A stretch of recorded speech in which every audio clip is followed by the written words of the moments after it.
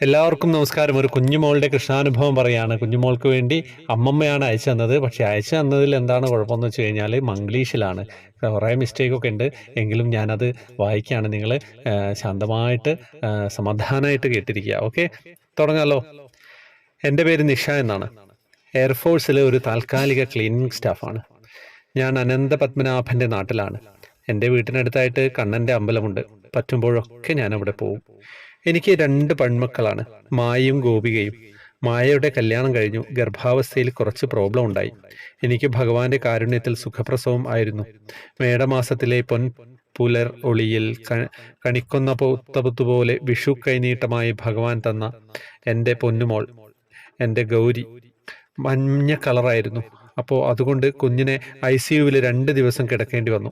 അതിനുശേഷം കയ്യിൽ തന്നു ഡോക്ടേഴ്സ്. ട്രിവാൻഡ്രത്ത് SITയിലായിരുന്നു. പെട്ടെന്നൊരു പനി വന്നു. കുഞ്ഞ് അബോധാവസ്ഥയിലായി, വെന്റിലേറ്ററിലായി. കുഞ്ഞിൻ്റെ നട്ടെല്ലിൽ കൂടി വൈറസ് തലച്ചോറിൽ കയറി മെനിഞ്ചൈറ്റിസ് ആയി എന്ന് പറഞ്ഞു. തലയിൽ സർജറി നടത്തുകയും ചെയ്തു. 30 ദിവസം കുഞ്ഞ് ആ അവസ്ഥയിൽ തന്നെ തുടർന്നു. അത് കഴിഞ്ഞ് കുറച്ചായി റിക്കവറിയായി. 55 ദിവസമായപ്പോൾ കയ്യിൽ തന്നു. പക്ഷേ അവൾ ഏത് സമയത്തും തിരിച്ചു പോകുമെന്ന് പറഞ്ഞു. ഞങ്ങൾ ശ്രീചിത്തിരയിലും ട്രിവാൻഡ്രത്തുള്ള പല ഡോക്ടറെയും കാണിച്ചു. നിരാശയായിരുന്നു ഫലം. കുഞ്ഞിൻ്റെ തല വളരുന്നുണ്ടായിരുന്നു. ഡോക്ടർ പറഞ്ഞു കുഞ്ഞിൻ്റെ തലയിൽ സ്റ്റെൻഡ് ഇടണം. അത് ചെയ്യണം. എങ്കിൽ അണുബാധ മാറണം. അതിനായിട്ട് കാലിൻ്റെ തുടയിൽ സർജറി നടത്തുകയും ചെയ്തു. അതിനുശേഷം കുഞ്ഞിൻ്റെ ശരീരം നീര് വയ്ക്കുകയും പഴയ അവസ്ഥയിലോട്ട് ആവുകയും ചെയ്തു. എല്ലാം തകർന്ന അവസ്ഥയിൽ മായയോട് എന്ത് പറയണമെന്നറിയില്ല. കണ്ണനെ വിളിച്ചു കരഞ്ഞുകൊണ്ടിരുന്നു. എൻ്റെ മോളും ഭയങ്കര കൃഷ്ണഭക്തിയാണ്. 3 ദിവസം കഴിഞ്ഞു. ഡോക്ടർ പറഞ്ഞു അവൾ തിരിച്ചു വന്നെന്ന്. അവളുടെ ശരീരത്തിലെ എല്ലാ അസുഖങ്ങളും എടുത്തു മാറ്റി എൻ്റെ കണ്ണിൻ്റെ കാഴ്ച പോലും നഷ്ടപ്പെട്ട നിലയിലായിരുന്നു അവൾ. എല്ലാം മാറി. ഞങ്ങൾക്ക് തന്നു ഗൗരിക്കുട്ടിയെ. ഗൗരിക്ക് 2 വയസ്സായപ്പോൾ ഞങ്ങൾ ഗുരുവായൂരിൽ പോയി. അവിടെ അന്ന് ഭയങ്കര തിരക്കായിരുന്നു. ഞാനും എൻ്റെ സഹോദരൻ്റെ ഭാര്യയുമായി പുലർച്ചെ 2:30 തന്നെ ക്യൂ നിൽക്കാൻ പോയി. പോകുന്നതിന് മുൻപ് ഞാൻ മോളോട് പറഞ്ഞു, നീ കുഞ്ഞിനെയും കൊണ്ട് വന്നോ, മെല്ലെ വന്നോ, ഞങ്ങൾ പോവുകയാണ്. കുഞ്ഞിന് ചെറിയ നേർച്ച ഉണ്ടായിരുന്നു. പിടിപ്പണം വാരാമെന്ന് നേർച്ച. അവിടെ അത് ഇല്ല എന്നറിയില്ലായിരുന്നു. അവൾക്ക് കയറി തൊഴാൻ പറ്റുമെന്ന് അവസ്ഥയിൽ ഞങ്ങൾ പോയി. തിരക്കു കാരണം 9:30 കയറാൻ പറ്റിയില്ല. പക്ഷേ പെട്ടെന്ന് തള്ളൽ വന്നു. ഞങ്ങൾ ചുറ്റമ്പലത്തിൽ. ഞാൻ നോക്കിയപ്പോൾ എൻ്റെ മോള് കുഞ്ഞിനെ മാറോട് ചേർത്ത് കരയുന്നു. ശ്രീകോവിലിനുള്ളിൽ കയറാൻ പറ്റാതെ. കുഞ്ഞിൻ്റെ കണ്ണനെ കാണിക്കപ്പണത്തിൻ്റെ അടുത്ത് പൊട്ടിക്കരയുന്നു. നടയിൽ നിന്നും ഞാൻ ഒന്ന് നോക്കി ഒരു വിളി വിളിച്ചു. ആരൊക്കെയോ കുഞ്ഞിനെ എൻ്റെ കയ്യിൽ തന്നു. അവളുടെ കുഞ്ഞു കയ്യിൽ ഒരു മയിൽപ്പീലി ആരോ കൊടുത്തിരുന്നു.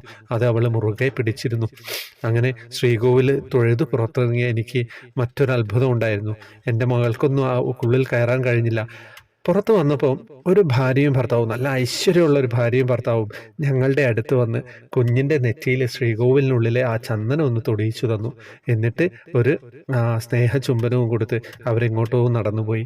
സത്യം പറഞ്ഞു കഴിഞ്ഞാൽ അതാരാണെന്ന് എനിക്ക് മനസ്സിലായില്ലായിരുന്നു. അത്രയും ഐശ്വര്യമുള്ള ഞങ്ങളുടെ കുഞ്ഞിൻ്റെ അടുത്ത് മാത്രം വന്ന് അവളെ സമാധാനിപ്പിക്കാനെന്ന മാതിരി. അവളുടെ അസുഖങ്ങളൊക്കെ മാറിയല്ലോ, അതിനൊരു എന്താണ് പറയേണ്ടതെന്നറിയില്ല. അങ്ങനെ അത്രയും മനോഹരമായിട്ടാണ് ആ കുഞ്ഞുമോളെ ഗൗരിയെ ശരിക്ക് ആ കുഞ്ഞു കയ്യിൽ മയിൽപ്പീലി പിടിച്ചു എന്ന് പറയുന്ന ആ മുറുകെ പിടിച്ച് ഇരിക്കുന്ന ആ ഒരു അവസ്ഥ ഒന്ന് ആലോചിച്ച് നോക്കല്ലേ. അപ്പോൾ നിങ്ങളുടെ മനസ്സിലേക്കും ഭഗവാൻ അങ്ങനെ കയറി വരും, ഒരു സംശയമില്ല. ഞാൻ പറഞ്ഞല്ലോ, ഇതിൽ കുറേ ബുദ്ധിമുട്ടുണ്ടായിരുന്നു വായിക്കാൻ. വളരെ നിങ്ങൾ അയക്കുമ്പോൾ കഴിയുന്നതും മലയാളത്തിൽ ടൈപ്പ് ചെയ്ത് അയക്കുക, അല്ലെങ്കിൽ എഴുതിയിട്ട് ഫോട്ടോ എടുത്ത് അയക്കുക. ഓഡിയോ അയക്കേണ്ട, മംഗ്ലീഷിലും അയക്കാതിരിക്കാൻ ശ്രമിക്കുക കേട്ടോ. അപ്പോൾ അതാണ് ഈ കൃഷ്ണാനുഭവം. ഈ മഴയത്ത് നിങ്ങളോട് ഇത് പങ്കുവയ്ക്കാൻ കഴിഞ്ഞത് തന്നെ ഒരു ഭാഗ്യമായിട്ട് കരുതാണ്. എല്ലാവർക്കും വാട്സപ്പ് ഗ്രൂപ്പിലേക്ക് വരാം. പിന്നെ കൃഷ്ണ വിഗ്രഹം വേണ്ടവർക്ക് മുകളിലെ ഫോട്ടോ വഴി വാങ്ങുകയും ചെയ്യാം. ഹരേ കൃഷ്ണ.